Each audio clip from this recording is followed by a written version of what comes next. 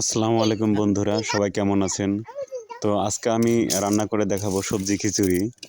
আপনারা হয়তোবা গ্রামীণ পরিবেশে সবজি খিচুড়ি রান্না অনেকেই দেখছেন, অনেকে দেখেন নাই। দেখুন এখানে কিন্তু আমি ডাউল এবং পেঁয়াজ, মরিচ কেটে সব কিন্তু মিশিয়ে নিয়েছি। এখানে হলুদের গুঁড়া, মরিচের গুঁড়াও দিয়ে দিয়েছি। তো এগুলো সবগুলো আমি এখানে মাখিয়ে নেব। এখানে দিয়েছি রসুন, পেঁয়াজ, যা যা লাগে খিচুড়ি বানাতে। এবং আমি আরও কিছু দেবো। সবজি খিচুড়ি মানে কি, এই যে আপনারা দেখতে পাচ্ছেন আমি কিন্তু বেগুন, তারপরে সিম, কফি এগুলো কিন্তু দিয়েছি।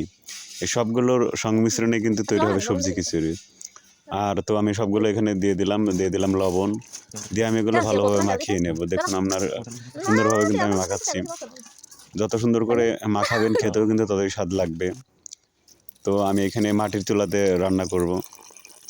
তো এখানে দিয়ে দিলাম আরও পানি। পানি দিয়ে সুন্দর করে এগুলো নেড়েচেড়ে দিতে হবে।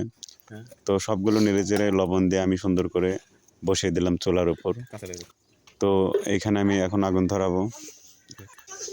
শোলা দিয়ে রান্না করার কিন্তু মজাই আলাদা, মানে মাটির চুলাতে। তো দেখুন জাল কিন্তু সহজেই ধরে গেছে। তো আমার ভিডিওটি ভালো লাগলে অবশ্যই লাইক এবং কমেন্ট করবেন। দেখুন ইউটিউবে কিন্তু কাজ করা এতটাও সহজ না, অনেক কঠিন। তো ওইরকম ভালোভাবে হয়তো কন্টেন্ট বানাতে পারি না, তাই আমি ভিডিওটা ছাড়লাম। তো আশা করি যে ভিডিওটি ভাইরাল হবে, তাই আপনি একটা লাইক এবং একটি কমেন্ট করে যাবেন। ভালো মন্দ যেমনই হোক অন্তত ভালো একটি কমেন্ট করে যাবেন। তো দেখুন আমি সবজি খিচুড়ি কিন্তু প্রায় হওয়ার পথে।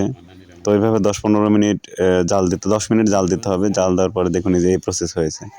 এটা খেতেও কিন্তু অনেক সুস্বাদু হয়েছিল। কি তো দেখুন আপনারা দেখতেই বুঝতে পারতে